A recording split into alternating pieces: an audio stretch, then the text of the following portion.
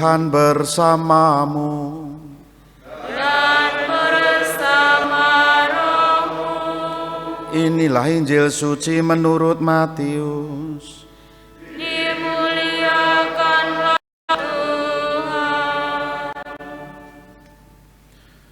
Pada suatu hari, Yesus berkata kepada para ahli Taurat dan orang Farisi, "Celakalah kalian, hai ahli-ahli Taurat dan orang Farisi, hai kalian para munafik, karena kalian menutup pintu kerajaan surga di depan orang, sebab kalian sendiri tidak masuk dan kalian merintangi mereka yang berusaha masuk. Celakalah kalian, hai ahli-ahli Taurat dan orang Farisi, hai kalian para munafik, sebab kalian menelan rumah-rumah janda, sementara mengelabui indera orang dengan doa-doa yang panjang-panjang. Sebab itu kalian pasti akan menerima hukuman yang lebih berat. Celakalah kalian, hai para ahli Taurat dan orang Farisi, hai kalian para munafik, sebab kalian mengarungi lautan dan menjelajah daratan untuk mentobatkan satu orang saja menjadi penganut agamamu, dan sesudah ia bertobat, kalian jadikan dia orang neraka yang 2 kali lebih jahat daripada kalian sendiri. Celakalah kalian, hai para pemimpin buta yang berkata, bila bersumpah demi bait suci, sumpah itu tidak sah. Tetapi bersumpah demi emas bait suci, sumpah itu mengikat. Hai kalian orang-orang bodoh dan orang-orang buta, manakah yang lebih penting, emas atau bait suci yang menguduskan emas itu? Dan kalian berkata, bila bersumpah demi mezbah, sumpah itu tidak sah. Tetapi bersumpah demi persembahan yang ada di atasnya, sumpah itu mengikat. Hai kalian orang-orang buta, manakah yang lebih penting, persembahan atau mezbah yang menguduskan persembahan? Karena itu, barang siapa bersumpah demi mezbah, ia bersumpah demi mezbah dan juga demi segala sesuatu yang terletak di atasnya. Dan barang siapa bersumpah demi bait suci, ia bersumpah demi bait suci dan juga demi dia yang diam di situ. Dan barang siapa bersumpah demi surga, ia bersumpah demi tahta Allah dan juga demi dia yang bersemayam di atasnya." Demikianlah sabda Tuhan. Saudari-saudara yang dikasihi Tuhan, selamat pagi berkah dalam.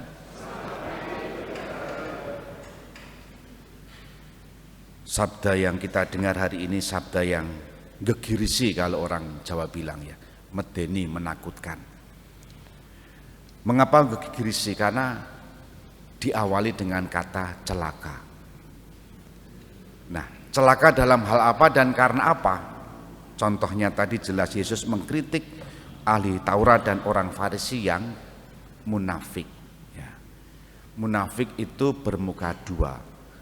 Munafik itu antara perkataan dengan perbuatan itu jomplang, berbeda 180 derajat.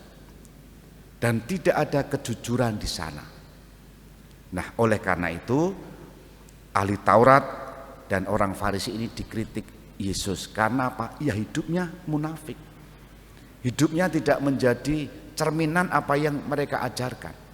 Dan bahkan tadi Yesus menyinggung dengan jelas, membuat orang 2 kali lebih jahat ketika mereka sudah masuk kelompok mereka. Itu sungguh kejahatan yang barangkali nyaris sempurna. Maka kalau sabda ini kita dengarkan dalam konteks sekarang, bisa jadi masih relevan. Relevan dalam hal apa? Dalam satu kata tadi yang sudah saya singgung berdasarkan Injil, munafik. Apakah kita juga bebas dari kata ini munafik? Nah, kalau Yesus mengkritik orang Farisi dan ahli Taurat sebagai orang munafik, kita hari ini memperingati Bunda Maria Ratu yang hidupnya tentu sangat berbeda dengan ahli Taurat dan orang Farisi itu. Karena Bunda Maria itu bukan orang yang munafik. Ya dalam perkataan sekaligus ya dalam perbuatan. Maka perkataan yang begitu terkenal, bahkan kita jadikan pegangan hidup, landasan hidup saat-saat tertentu, yakni aku ini hamba Tuhan, terjadilah padaku menurut perkataan. Iman yang seperti itulah yang menjadikan Maria digelari oleh gereja sebagai ratu iman. Dan di dalam kitab suci tidak ada. Ini gelar yang diberikan gereja yang karena keyakinan, tradisi, mempercayai Maria memiliki sifat-sifat seperti itu, bolehlah gereja memberi gelar itu. Bahkan ada lagu Salve Regina atau Salam ya Ratu, dan doa Angelus juga ada di situ. Oleh karena itu marilah kita juga mohon supaya hidup kita pun dijauhkan dari kemunafikan. Paulus dalam bacaan pertama tadi menulis surat kepada jemaat di Tesalonika. Menariknya adalah Paulus merasa bangga, mongkok terhadap iman umat Tesalonika. Dia menulis begini, kami sendiri membanggakan kalian di hadapan jemaat-jemaat Allah karena ketabahan dan imanmu dalam segala penganiayaan dan penindasan yang kalian derita. Ini juga contoh iman orang-orang Tesalonika yang setia, yang tidak munafik, yang bertahan pada iman meski dalam derita dan juga kegagalan. Maka butuh otentisitas, orisinalitas dalam iman kita.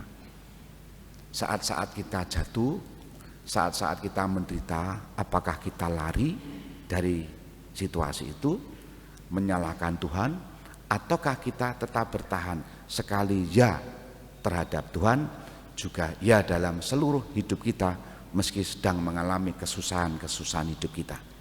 Mari kita mohon rahmat Tuhan supaya kita dijauhkan dari kemunafikan, supaya apa yang kita katakan juga terjadi dalam perbuatan kita. Kita hening sejenak.